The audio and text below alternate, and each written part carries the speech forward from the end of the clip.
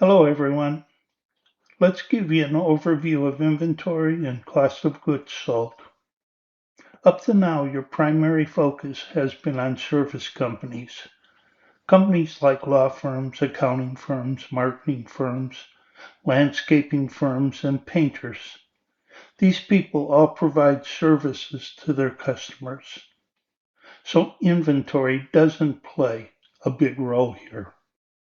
When we talk about manufacturing companies and merchandising companies, now we're talking about companies where inventory is a key asset. So what do we mean by inventory? Inventory refers to all the goods that a company has either purchased or produced with the intention of selling them to customers. It includes both the finished goods and the raw materials that are ready for resale. Because these goods are going to be sold to our customers, we more specifically refer to them as merchandise inventory. So merchandise inventory is a current asset because it's a resource that the company has that'll provide a future benefit. Like all assets, merchandise inventory gets presented on the company's balance sheet. The goal for the current asset is to eventually sell it to customers. Once those goods are sold to customers, the cost of those goods is charged to an account called cost of goods sold, which is an expense that appears on the income statement. Let's talk a little bit about manufacturing companies. Manufacturing companies actually have three types of inventories. They have materials inventory that they combine with direct labor and overhead to create a work in process inventory. The work in process inventory represents all the costs involved for the products that the manufacturing company will eventually sell. Once the work in process inventory is complete, the goods are moved to a finished goods inventory. Typically, the finished goods are warehoused until they are sold to other companies or merchandising firms. Some examples of manufacturing companies would include Pepsi, Ford, Sony, Intel, and Harley-Davidson. The study of manufacturing companies and their inventories will be highlighted in your managerial accounting course. For this course, we'll focus on merchandising firms. Merchandising firms are companies that buy goods from other companies, like manufacturing companies, and then resell them to their customers. Merchandising companies do not make the goods. They buy finished product with the intention of reselling it at a profit. Merchandising companies would include companies like Best Buy, Target, Lowe's, Home Depot, Macy's, McDonald's, and Publix. These companies are all merchandising companies, which means that they buy the products that they sell to customers. So what do we need to understand here? We need to understand the value of the inventory that the merchandise company has on its shelves and in its warehouses. And then we need to understand the cost of that merchandise as it gets sold to customers. Understanding the flow of inventory cost is key to understanding inventory and the cost of goods sold. When we discuss the flow of inventory costs, we know that all companies will have a beginning inventory. The inventory will either be in a warehouse or on the shelves of the store. During the period, they'll purchase more inventory. When you add the beginning inventory to the inventory that they purchased during the period, you get what's called the goods available for sale, or GFS. The goods available for sale then will either be sold or not sold. Whatever is not sold is the ending inventory for the company. The ending inventory, again, is a current asset and will always show up on the balance sheet. The inventory that does get sold will be referred to as the cost of goods sold. The cost of goods sold is an expense account. As an expense, it shows up on the company's income statement. To get the cost of goods sold for any company, you'll take the beginning inventory, add the purchases during the period, and subtract the ending inventory.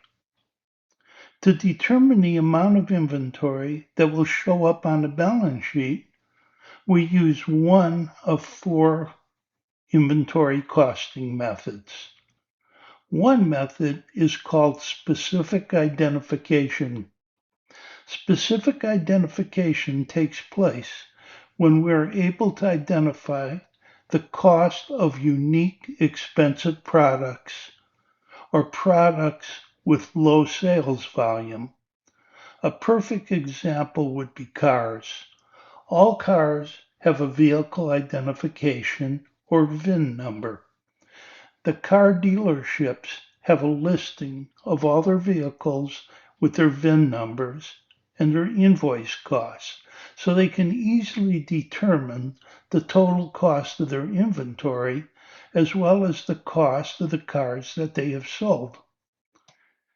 Companies that have high volume or low value products will use first in, first out, or FIFO, last in, first out, or LIFO, or weighted average cost to determine the cost of goods sold and the cost of their ending inventory. The choice of what to use depends on factors like the flow of goods, industry norms, financial reporting requirements, tax implications, and management preferences. Companies that use first in, first out, or FIFO, usually have products that have a limited shelf life or risk of becoming obsolete quickly. Supermarkets and grocery stores like Publix will typically use FIFO because they want to sell their oldest stock first to prevent spoilage and ensure freshness. Companies that use last in, first out, or LIFO typically have inventory costs that tend to rise over time. In other words, we're talking about price volatility. Oil and gas companies, automobile manufacturers, retailers where prices continue to go up. Construction companies, food and beverage distributors, and wholesalers that are operating in an inflationary environment will typically use LIFO. They use LIFO because using LIFO reflects the current cost of the materials that they are buying. Companies using the weighted average cost method will typically sell or produce homogeneous products with relatively stable cost. These types of companies include chemical manufacturers, food processors, pharmaceutical companies, tech hardware companies, and automotive parts suppliers. Once we know the cost of goods sold and the cost of the ending inventory, we are able to prepare our financial statements. The classified balance sheet will have the inventory amount listed in the current assets section. The income statement prepared is referred to as a multi-step income statement that shows a detailed breakdown of all components contributing to the company's profitability. The first line will be the amount of net sales, followed by the cost of goods sold, and then the gross profit from sales. The net sales, remember, will be the amount of sales less any contra revenue accounts like sales discounts, sales returns, or sales allowances. The cost of goods sold will be the cost to the company of all the items that they sold to their customers. Again, that number will be based on either specific identification or FIFO, LIFO, or weighted average inventory costing methods. If a company sold items for $980,000 that cost them $500,000, then the gross profit on those sales would be $480,000.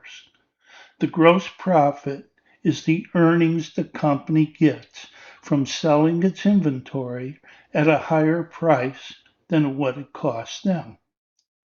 The multi-step income statement follows up by listing all the operating expenses, getting an operating income number, showing the amount for non-operating items, determining the income before taxes, and then finally calculating net income. This income statement is referred to as a multi-step income statement because of the steps needed to get the company's net income.